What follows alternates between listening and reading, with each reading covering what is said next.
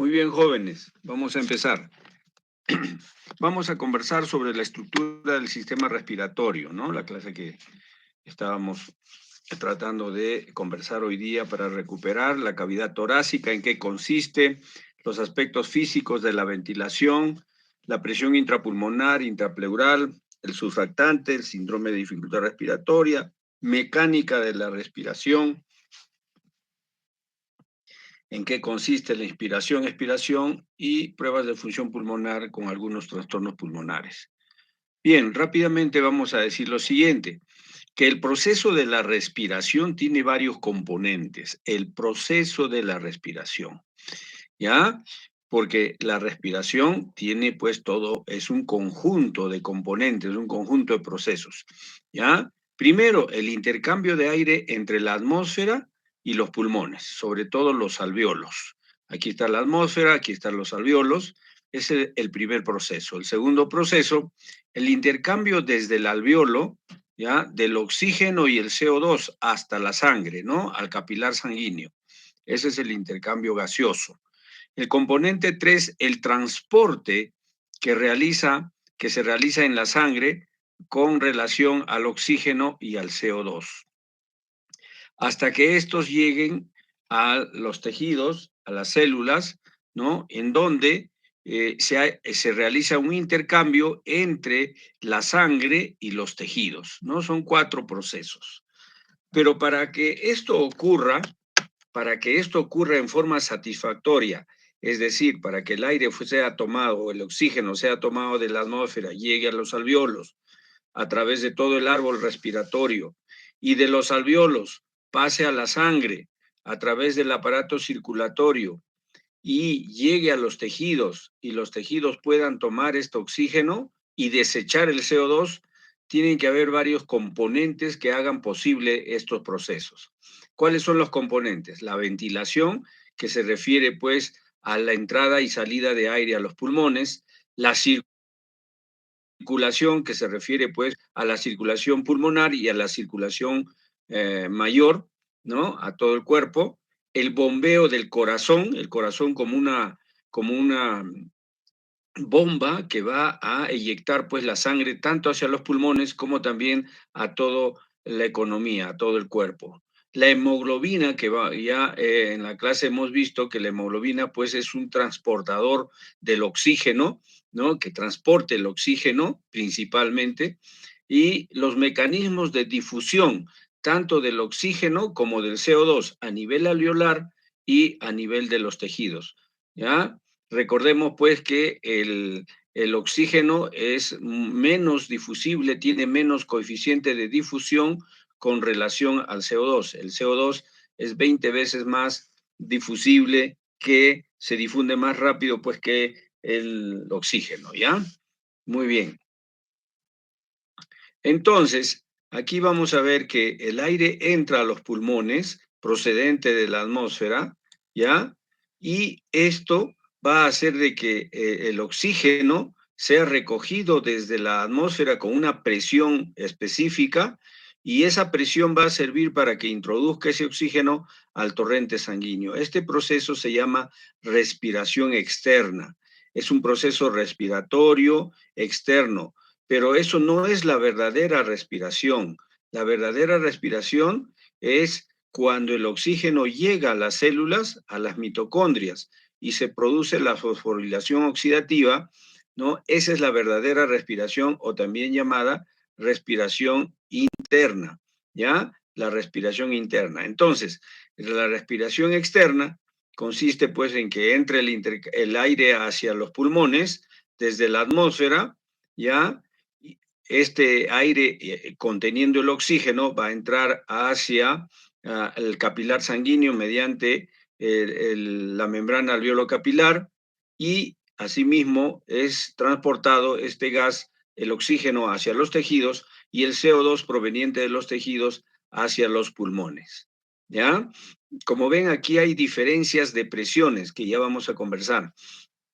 Entonces, la respiración interna consiste pues en que el oxígeno llega por vía sanguínea en forma indirecta. El oxígeno no es tomado no es tomado de la atmósfera directamente, sino que tiene que llegar a través de la sangre con una solubilidad para que se disuelva en la sangre y finalmente llegue hacia las células. Y eso causa un problema, pues, ¿no? Porque la sangre tiene que estar cargado de oxígeno, ¿ya? La solución para este problema es pues que el pulmón actúa como una bomba que va a bombear con presión positiva el oxígeno para que ésta, gracias a este bombeo de presión positiva de oxígeno, se disuelva en el torrente sanguíneo y finalmente llegue a las células.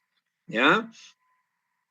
Muy bien. Entonces hablemos de este aparato torácico, ya que nos permite captar el oxígeno de la atmósfera.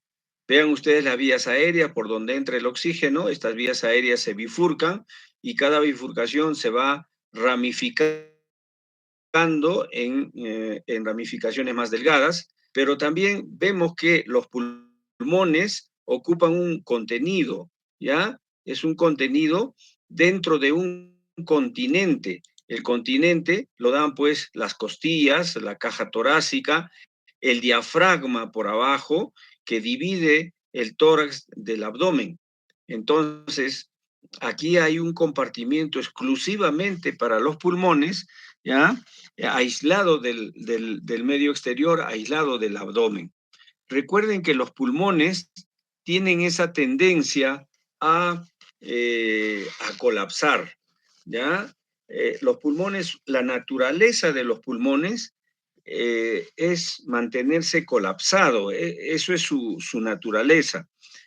Como les ponía un ejemplo, ustedes ven un globo, el globo que se pone en las fiestas infantiles, que se infla, ¿no?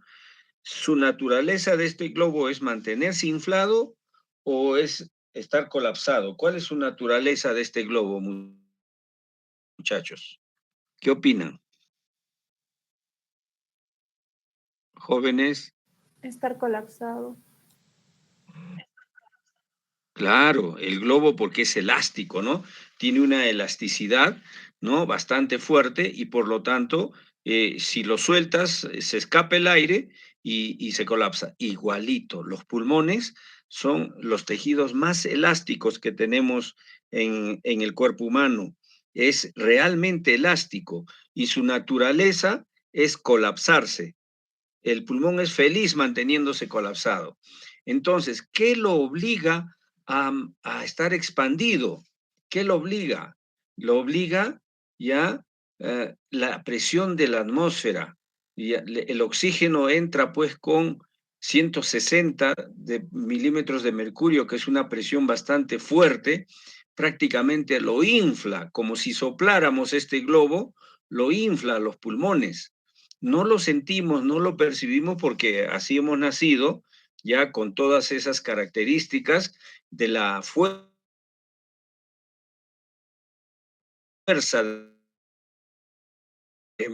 no lo sentimos, que entra con esa energía, con esa presión de 160 milímetros de mercurio y expande a los pulmones.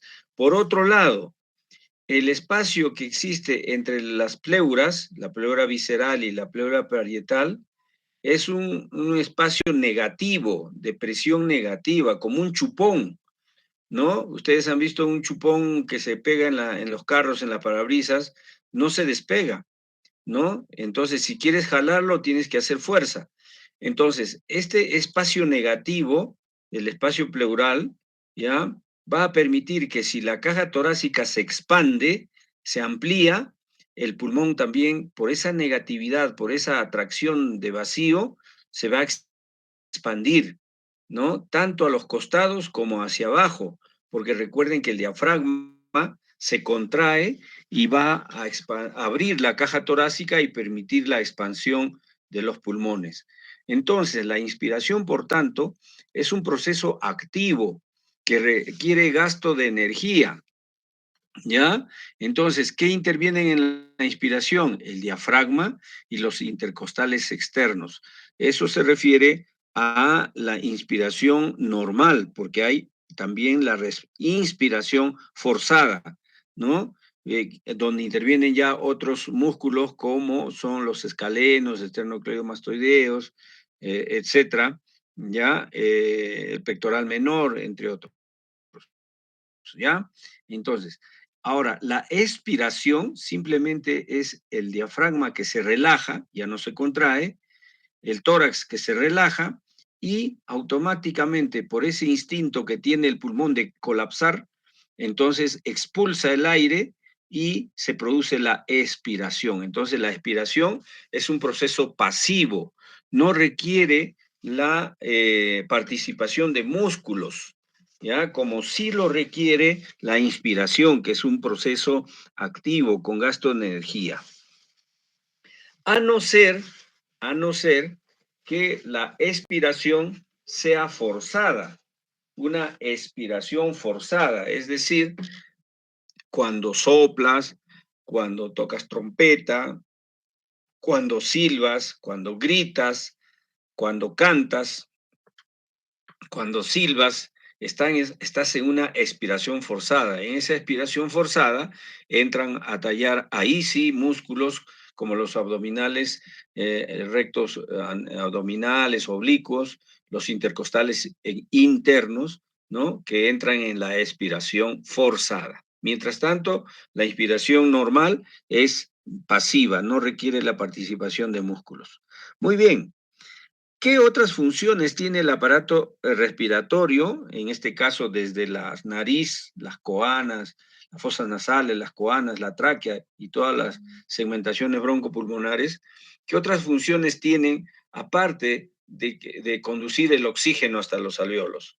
Uno, ya hemos dicho, la respiración, donde la ventilación, la entrada y salida de aire permite captar el oxígeno. El balance y el equilibrio de ácido base, que lo vamos a ver la próxima clase, en donde pues expulsando CO2 o reteniendo CO2 con la respiración, podemos regular la acidez o la alcalinidad en la sangre. La fonación, ya está, es conocido pues que el aparato respiratorio interviene, ¿no? No solo la laringe, sino los músculos para la fonación, el canto, ¿no? Para conversar, ¿no? Interviene en la fonación. La olfacción también es conocido porque en las fosas nasales están las terminaciones olfatorias, que ya lo hemos estudiado en fisiología nerviosa, y que nos permiten percibir los olores. Mecanismos de defensa. ¿Cómo son estos mecanismos de defensa? Uno, que son las partículas, ¿ya? Las partículas que son captadas por el moco que normalmente está revistiendo las vías aéreas, ¿ya? Revisten sobre todo las vías aéreas principales, ¿ya? Va a ser revestida por una pequeña capa de moco. Ese es un mecanismo de defensa, porque ese moco va a capturar a las partículas que ingresan con el aire. Recuerden que el aire no es estéril, el aire tiene partículas. Cuando ustedes en la mañana abren un pedacito de la ventana o de la cortina e ingresa un rayo de luz del sol, ustedes pueden ver en esa luz partículas que están flotando en el aire. Ya esas partículas las estamos introduciendo en cada respiración y es por eso que ese mecanismo de defensa del moco va a permitir capturar esas partículas. Por otro lado, recuerden que el epitelio respiratorio es un epitelio, ¿no? Pseudoestratificado, cilíndrico, ciliado, ¿no? Que tiene cilios. Esos cilios que están en la tráquea, en los bronquios, va a permitir barrer estas partículas hacia la parte exterior, hacia la boca y expulsarlo, ¿ya? Las partículas que miden entre 1 y 5 micras son retenidas por el moco y por los cilios, ¿ya? Recordemos que en las vías respiratorias el aire presenta turbulencias. Estas turbulencias permiten que se precipiten estas partículas. Cuando las partículas son menores de 0.5 micras, no pueden ser retenidas, ingresan hasta el alveolo y son atrapadas por los macrófagos alveolares, quienes lo desintegran y lo reabsorben, ¿ya? Entonces hay un mecanismo de defensa. Así también la alfa-1 antitripsina que está presente en el espacio intersticial de los alvéolos, que esta sustancia, ¿ya?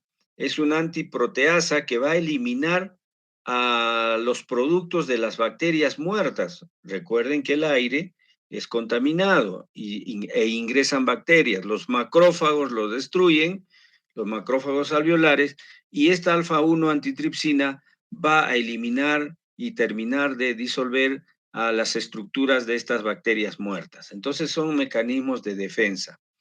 Acondicionamiento térmico del aire, que es otra función. ¿En qué consiste?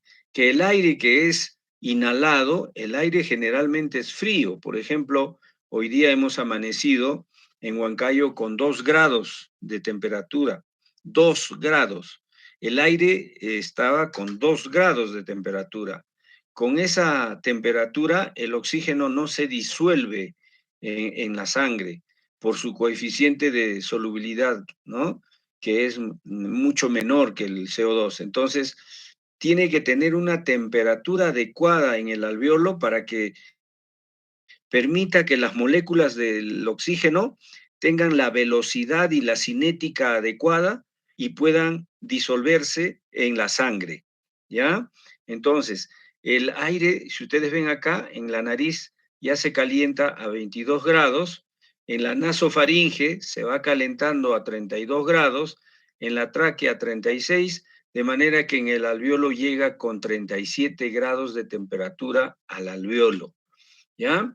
Entonces nosotros, cualquiera que sea la temperatura del aire que respiremos, este aire va a llegar al alveolo con 37 grados. Recuerden eso, por favor, porque es necesario esa temperatura para que el oxígeno tenga una adecuada cinética molecular, una adecuada velocidad de sus moléculas y pueda atravesar la membrana alveolo capilar y disolverse en la sangre.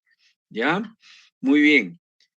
Metabólicas, otra función metabólica, pues ustedes saben que la angiotensina 1 se convierte en angiotensina 2 por la enzima conversora de la angiotensina. Esto sucede a nivel pulmonar, ¿no? Además, el tromboxano A2 aumenta la agregación plaquetaria y la vasoconstricción, que esto es vasoconstricción, esto es importante en enfermedades respiratorias. ¿Ya?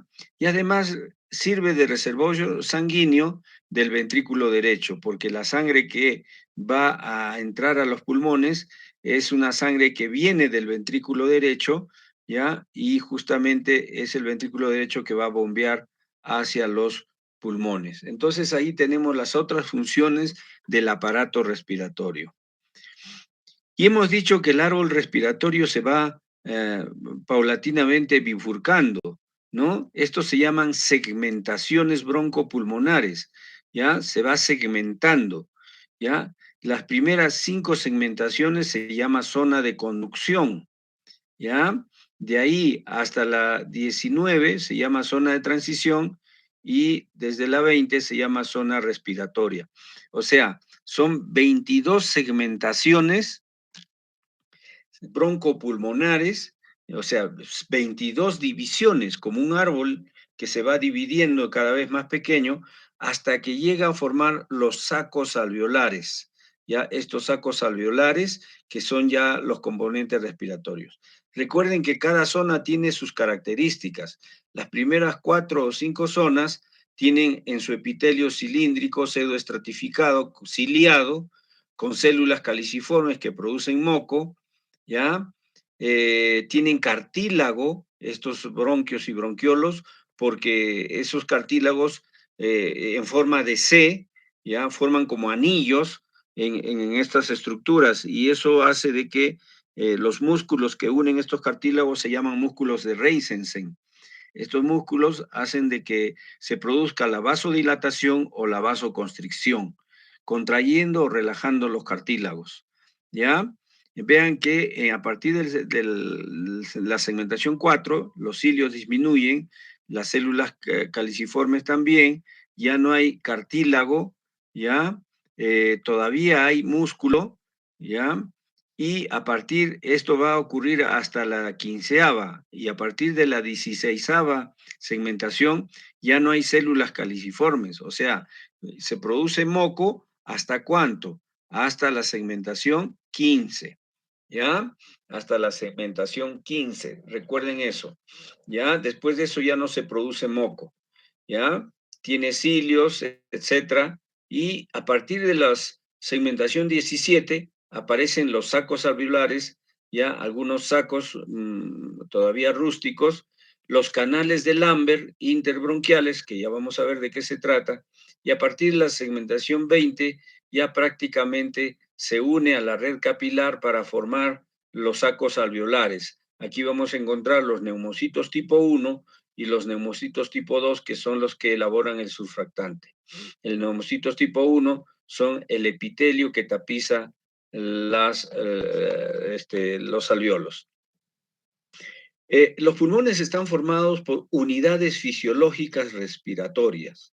¿Cómo está formado esta unidad fisiológica respiratoria? Está formado por un bronquiolo respiratorio, ¿ya? Con sus conductos alveolares y los sacos alveolares. Es decir, mire, aquí tenemos un bronquiolo respiratorio, ¿ya? Que viene como un tronco, ¿ya? Este es el último bronquiolo, y de ahí ya vienen los conductos de los sacos alveolares. Aquí tenemos un saco, otro saco, otro saco. Cada saco tiene cientos de alveolos, ¿ya? Entonces, repito, ¿ya? Bronquiolo respiratorio, conductos alveolares, ¿ya? Y sacos alveolares. Los sacos alveolares, ¿ya? Son un conjunto de alveolos, ¿ya?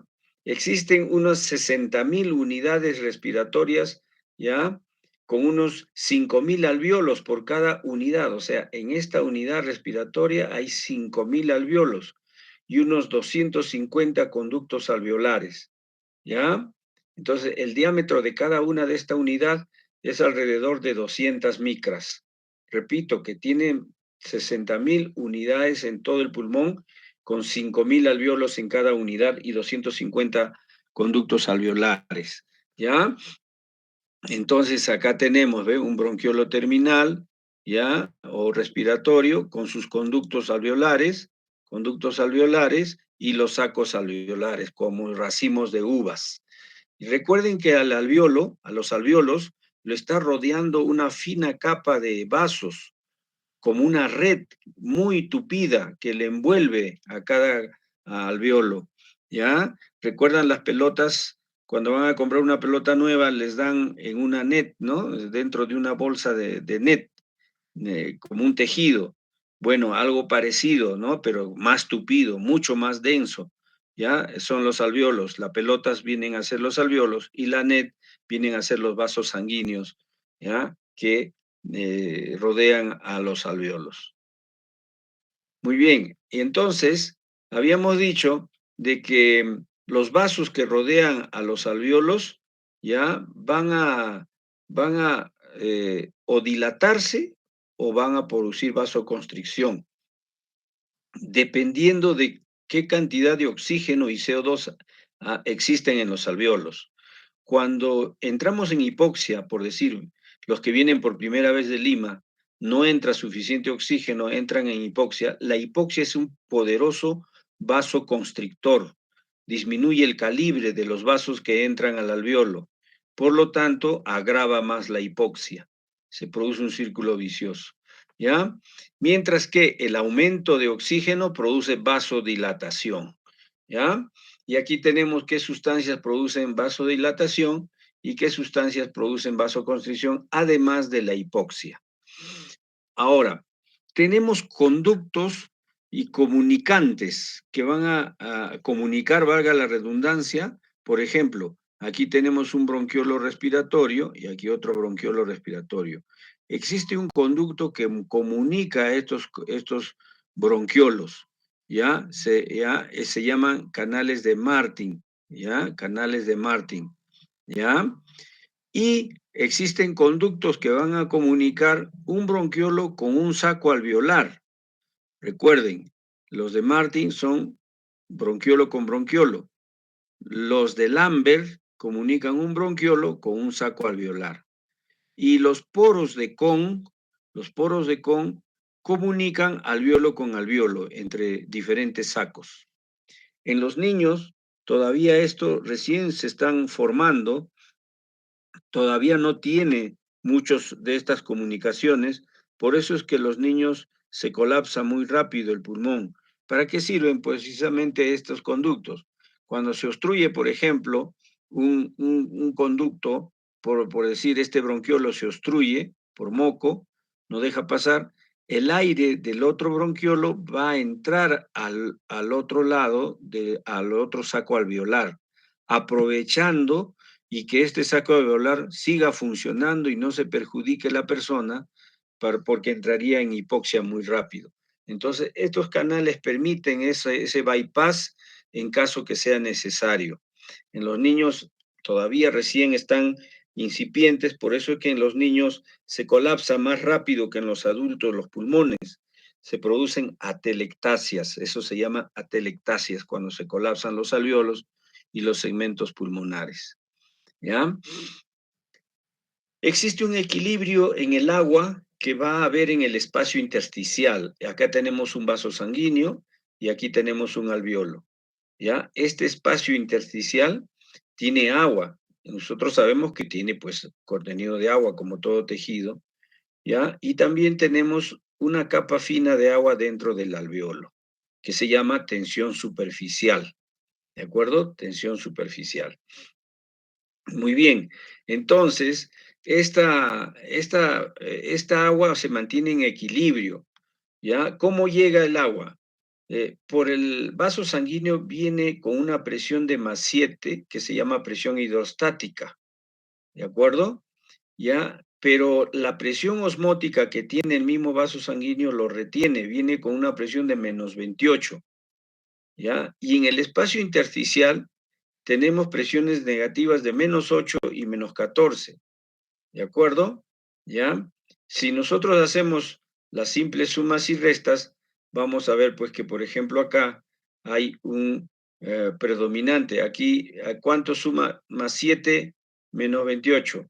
Suma -21.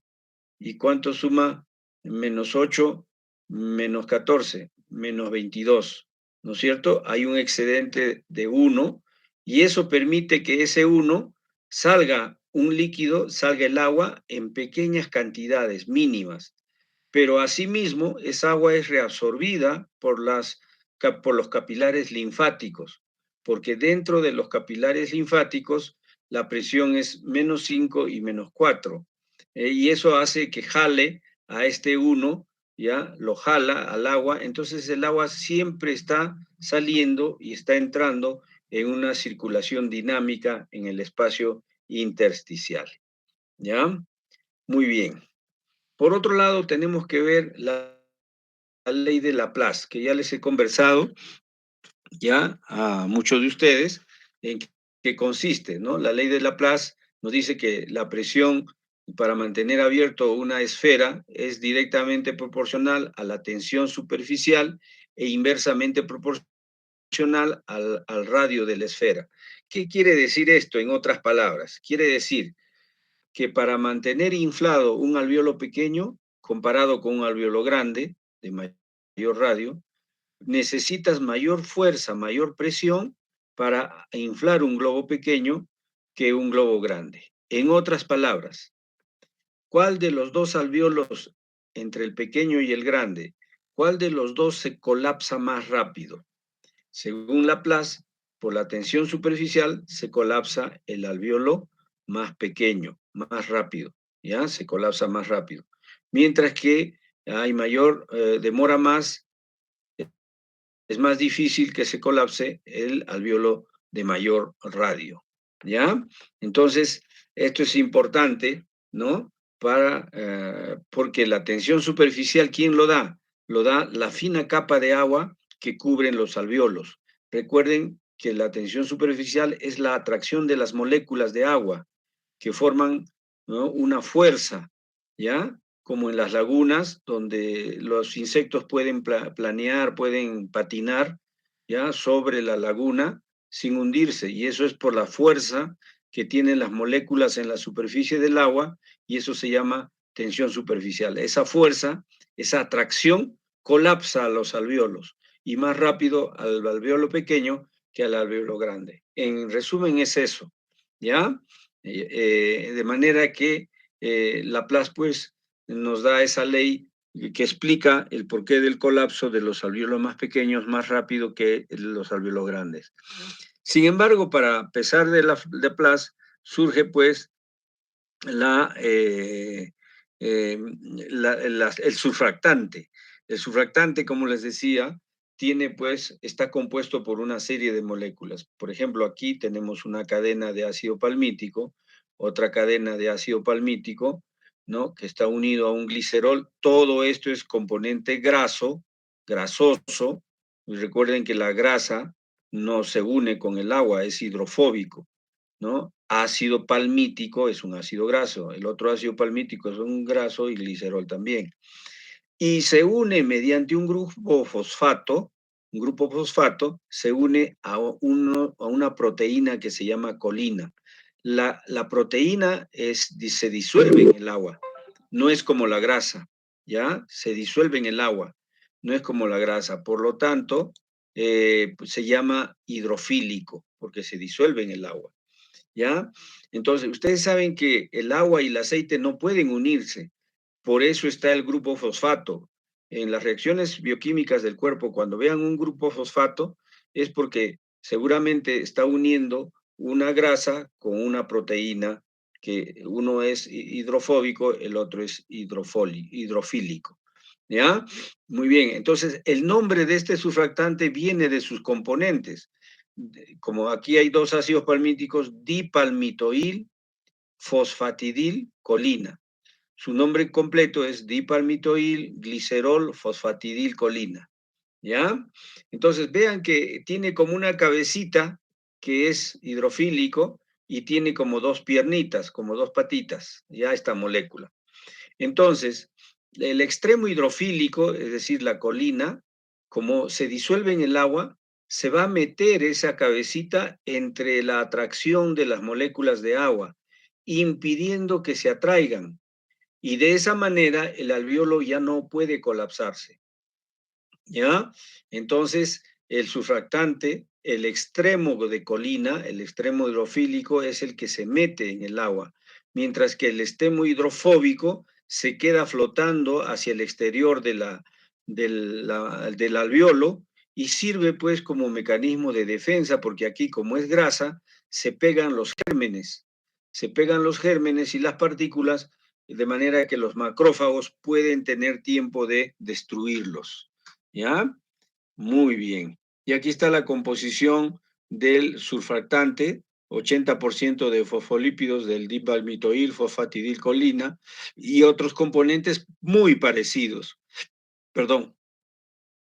Y tiene, pues, hay varios tipos de esta proteína surfactante, proteína A, B, C, D, ¿ya? La A es la más abundante, ¿ya? Y tenemos otros tipos de proteínas cuyas funciones están ahí para que ustedes lo puedan leer, ¿ya? Bueno, y hemos dicho que los pulmones es como un globo. Vean la figura número 1. Aquí tenemos un globo. A este globo le podemos inflar con una bomba. Aquí tenemos una jeringa que está metiendo agua. Lo podemos inflar. Muy bien, es una forma de inflar justamente la presión de la atmósfera, que es alta, del oxígeno, infla los pulmones. ¿Ya? Este globo es como un pulmón. Mientras que la otra forma es, si nosotros encerramos este globo con la boca, con su boquilla entreabierta, la cerramos en una caja sellada, que no se comunica con el exterior, ¿ya? Sellado, el globo permanece tal como está. Pero si por un costadito extraemos el aire que está acá dentro de la caja, fuera del globo, el globo se va a expandir. Entonces, ya, esta caja es la caja torácica, esta caja, ¿ya? Este espacio es el espacio pleural. Ese espacio pleural es el que va a ser negativo, como que se está extraído, ya se hace negativo y por lo tanto pues se expande los pulmones. Esa es la explicación de cómo funciona el espacio pleural negativo, ¿ya? La ventilación pulmonar. La ventilación pulmonar es sencillo, es el aire que entra y sale a los pulmones, ¿ya? Es el aire en la inspiración, cuánto de aire entra, cuánto de flujo, cuánto de volumen, 0,5 litros, ¿ya? Las presiones que ejerce. Y en la expiración, esa misma cantidad de aire que entró va a salir, ¿ya? Ese proceso de inspirar y expirar se llama ventilación pulmonar, ¿ya? Entonces, la ventilación pulmonar tiene varias variables, ¿no? Un control del sistema nervioso que controla las vías motoras, la caja torácica, ¿no? La caja torácica, la vía motora son de los músculos, principalmente el diafragma, que se contrae para expandir a los pulmones, la caja torácica, el vacío que hay en las pleuras, parietal y visceral, la elasticidad del pulmón y la permeabilidad de las vías aéreas. Por supuesto, si las vías aéreas se obstruyen, no va a poder expandirse el pulmón adecuadamente. ¿Ya? Y acá vemos, en forma de campana, la parrilla costal, el diafragma hacia abajo, ¿no? La caja torácica, ¿ya? Y el parénquima pulmonar, ya representado acá por un alveolo, y vemos pues como el espacio pleural que es negativo de -5, ¿ya? -5, ¿ya? De negatividad. Cuando se expande la parrilla costal, ya se expande los pulmones. Los pulmones siempre tienden a colapsar, recuerden eso. Es su naturaleza, por su misma elasticidad, tiende a colapsar. Por eso es de que se produce este vacío, esta negatividad en el espacio pleural. Y aquí tenemos, ¿no? Las vías respiratorias. Hay vías respiratorias muy anchas, hay bifurcación entre las vías respiratorias. El flujo en las vías respiratorias largas, ¿no? Es laminar el flujo del aire, ¿ya? Pero en la tráquea, en los bronquios mayores, es turbulento, ¿ya? Es turbulento. Esa turbulencia permite que se adhieran las partículas en el moco y en el epitelio ciliar. Ahora, en la bifurcación, donde se bifurcan los bronquios, también se produce turbulencia. Entonces, por la ley de Posseuil, ¿ya? ¿Recuerdan a Posseuil? Posseuil dice, pues cuanto más largo es un tubo, necesitas mayor fuerza para que pase un gas o un fluido. Cuanto más angosto, más delgado sea el tubo, aquí es más delgadito, por ejemplo, aquí es más delgadito, necesitas también más fuerza. ¿Ya? Al contrario, si un tubo es corto, no es tan largo, necesitas menos fuerza para que entre el gas. Y si un tubo es ancho, mucho diámetro, como como en la tráquea, también necesitas menos fuerza. De manera de que si sumamos la resistencia que ofrece la tráquea, la resistencia que ofrecen los bronquios mayores, bronquios menores, las 22 segmentaciones, vamos a encontrar de que la presión con la que entra el oxígeno va a ir disminuyendo hasta que llega al alveolo con menos presión por la ley de Posseuil. ¿Ya? Acá está Posseuil, que dice lo que estamos conversando: a mayor longitud, mayor presión; a menor longitud, menor presión; a mayor diámetro, mayor presión; a menor diámetro, mayor presión. Esto se cumple en las vías respiratorias. En un paciente asmático que disminuye el calibre de las vías aéreas porque hay broncoconstricción, entonces necesitaremos mayor presión para que entre el aire, pero como la atmósfera tiene una sola presión de 160, eso no aumenta, entonces nos va a dificultar la entrada de aire a los alveolos y por lo tanto el paciente tiene necesidad de más aire, ¿ya? Entonces las leyes se aplican, ¿ya? Muy bien. Entonces, durante la ventilación, pues se mantienen las presiones parciales. Por ejemplo, En la vía aérea, la presión del vapor de agua, el agua ejerce su presión, es de 47 milímetros de mercurio, ¿ya? Entonces, ¿cómo calculamos la presión parcial del oxígeno en la vía respiratoria? ¿Ya? Restamos 760, que es la presión total de la atmósfera, menos 47, que es la presión del agua, y multiplicamos por la fracción de oxígeno de gases que hay en la atmósfera, 0.21% de los gases corresponde al oxígeno, nos da pues 149.73 milímetros de mercurio, que eso es la presión que va entrando por las vías aéreas, y esto va disminuyendo a medida que avanza por la ley de Poiseuille, ¿ya? Las fuerzas que garantizan la entrada de aire al pulmón, la contracción de los músculos inspiratorios, principalmente el diafragma, la presión negativa intrapleural, que ya lo hemos dicho, la presión intraalveolar, que mantiene al alveolo abierto. Recuerden que el oxígeno entra con fuerza al alveolo, con una presión de 100 a 104, entonces eso mantiene al alveolo abierto. Las fuerzas que garantizan la expiración. Hemos dicho la expiración es pasivo, ¿ya? Entonces, a no ser que sea una expiración forzada, ¿ya? Y acá están las presiones que suceden cuando ocurre la expiración. ¿Qué evita el colapso pulmonar? La presión negativa de la pleura, del espacio pleural, el volumen residual que queda en las vías aéreas y la tensión superficial, ¿ya? De todas maneras, ejerce un efecto en los alveolos.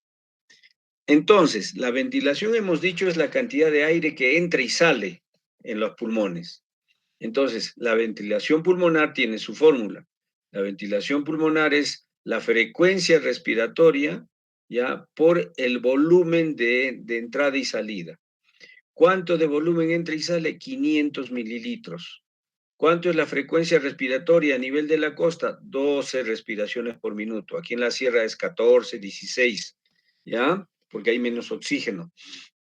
Entonces, nos hace un total de 6 litros por minuto, ¿ya? Esta cantidad de aire es la que entra y sale por cada minuto, ¿ya? En el ejercicio, obviamente, que aumenta la frecuencia respiratoria. Al aumentar la frecuencia respiratoria, va a aumentar la cantidad de ventilación pulmonar. Pero la ventilación alveolar es otra cosa, es el aire o el oxígeno que llega al alveolo, no en los pulmones, sino netamente al alveolo. ¿Y cómo se calcula? Se resta ya del espacio muerto. Es decir, el espacio muerto es ese espacio que no interviene en la respiración, ya que son todas las vías respiratorias. Que entra el aire, es cierto, entra, pero aquí no interviene el intercambio gaseoso, solamente son conductos. Y que cuando expiras, sale el aire que entró hasta los alveolos, pero lo que está remanente en las vías respiratorias, eso nunca va a salir, solo se intercambia entrada y salida, pero no sale, se queda un volumen. ¿Ya? Tendrías que exprimir la vía respiratoria, colapsarlo forzosamente para sacar todo ese aire del espacio muerto. Entonces, se resta 500, que es el aire que entra y sale, menos 150 del espacio muerto, igualmente multiplicado por 12 respiraciones por minuto, nos sale que la ventilación alveolar es 4.2 litros por minuto. ¿Ya? ¿Qué quiere decir? Que de los 6 litros por cada minuto que ingresa al pulmón, 4.2 llegan al alveolo, ¿ya? Llega bastante, ¿ya? Y el resto se queda en la vía aérea, ¿ya? Y un pequeño ejercicio, por ejemplo, un hombre con un volumen corriente de 550 mililitros respira con una frecuencia de 14 respiraciones por minuto, la presión del CO2 en la sangre arterial es de 40 milímetros de mercurio y la presión de CO2 en el aire expirado es de 30 milímetros de mercurio. ¿Cuál es su ventilación por minuto? Aquí está la fórmula, ¿ya? La ventilación pulmonar es igual al volumen, aquí el volumen es 550, la frecuencia es 14 respiraciones por minuto. ¿Cuál es su ventilación? ¿ya? Y acá ustedes hacen ese pequeño ejercicio, solamente multiplican y sale. ¿Y cuál es la ventilación alveolar? Restan a 550, le restan 150, igualmente multiplican por 14 respiraciones por minuto, y eso sale la ventilación alveolar, ¿ya? Entonces, los pulmones se pueden evaluar de acuerdo a la cantidad de aire que inspira, que expira, de la cantidad de aire que entra y sale de los pulmones, ¿ya? Entonces, ¿de qué manera? Vean ustedes aquí, ¿no? Esta curva es la inspiración, la expiración, inspiración, expiración, inspiración, expiración. Eso se llama volumen de aire corriente, o en inglés también le llaman volumen tidal. Ese volumen es de 500 cc, 500 centímetros cúbicos de oxígeno. Entonces, si tú estás respirando y te conectan a un aparato para que mida esa respiración, justamente esta es la medición, ¿ya? Te dicen, respira normal, inspira, expira, inspira, expira. Bueno, una vez que expiraste, te dice, inspira todo lo que puedas, inspira, inspira al máximo, hasta donde más no puedas. Eso se llama inspiración forzada, y luego botas ese aire que has inspirado forzadamente y sigues respirando normal. Esa cantidad adicional de aire que ha entrado en la inspiración forzada, se llama volumen de reserva inspiratoria. Volumen de reserva inspiratoria. Igualmente te dicen, sigue respirando normal. Ahora, expira, es decir, bota, bota, bota, bota, bota, bota, bota, bota el agua, perdón, el aire hasta donde más no puedas. Y luego sigue inspirando normal y sigue respirando normal. Ese adicional de expiración forzada, ya se llama volumen de reserva expiratoria. Acá está mal escrito, acá dice inspiratoria, es expiratoria, volumen de reserva expiratoria. Y entonces, estos volúmenes, volumen de aire corriente, volumen de reserva inspiratoria, volumen de reserva expiratoria, nos van a dar la suma y resta de eso, nos van a dar las capacidades. ¿Ya? Entonces, la capacidad inspiratoria, por ejemplo, ¿qué es? Es la suma del volumen corriente más el volumen de reserva inspiratoria. Entonces, se suma esta de acá, 500, ya, más todo el volumen que ha inspirado al máximo, ya, eso tenemos la capacidad. Y las sumas ya no son volúmenes, son capacidades. ¿Ya? Entonces, así también, ¿ya? Si nosotros vamos a expirar, vamos a medir lo que se expira totalmente más el volumen de volumen corriente, eso se llama capacidad, ¿ya? Capacidad de reserva expiratoria, ¿ya? Capacidad de reserva expiratoria. Y hay otras capacidades. Recuerden que hay un volumen que el pulmón no puedes botarlo porque está en las vías aéreas, en el volumen de espacio muerto, ¿ya? En los alveolos que no están colapsados, no puedes botarlo, ¿ya? Eso se llama volumen residual, ¿ya? Entonces, si sumamos el volumen residual con el volumen de reserva expiratoria, nos va a dar la capacidad residual funcional, la capacidad residual funcional. Y si sumamos todo, ¿ya? Nos da la capacidad pulmonar total, que hay que diferenciarlo de la capacidad vital. La capacidad vital es la suma de la capacidad inspiratoria con la capacidad expiratoria, ¿ya? Pero no se toma en cuenta el volumen residual.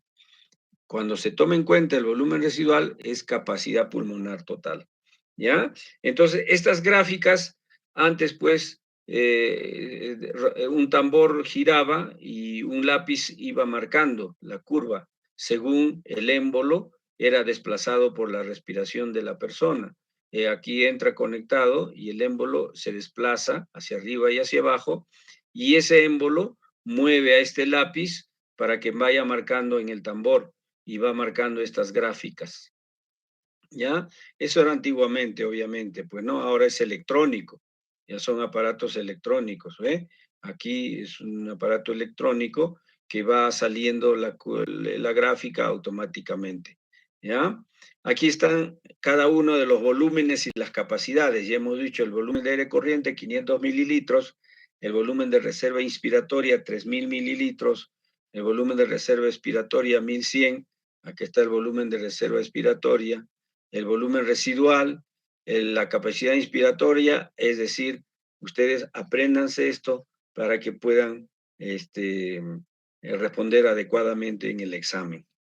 ¿Ya? ¿Para qué se hacen estas pruebas ventilatorias de volúmenes y capacidades? ¿Para qué se hace?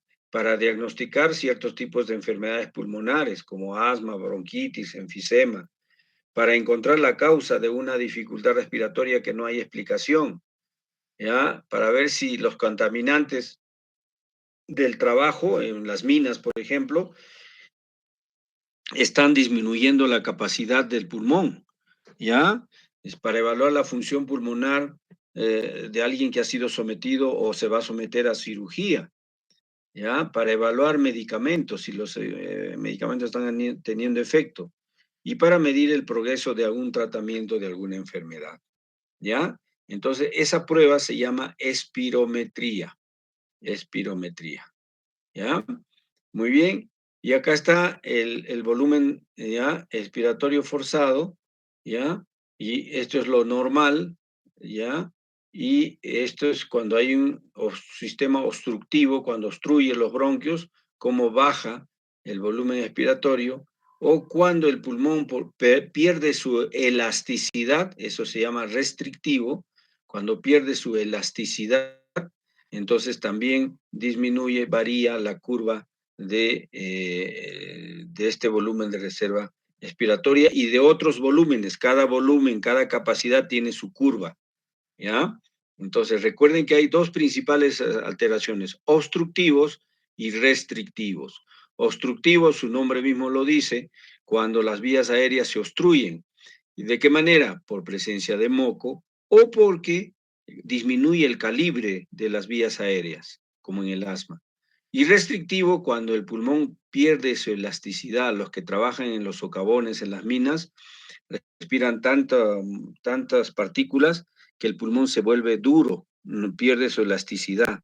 Eso se llama restrictivo, ¿no? O en un edema pulmonar, por ejemplo, o en una fibrosis pulmonar, ¿no? Ya son alteraciones restrictivas. ¿Ya? Aquí se hace sentar al paciente en una cámara especial, ¿ya? Y se le pide pues que conecte en la boca, en la boquilla del espirómetro y bueno, se va leyendo según lo que se le va indicando, ¿ya? Muy bien, jóvenes. Esto es la tarea que estuvo en su guía de prácticas.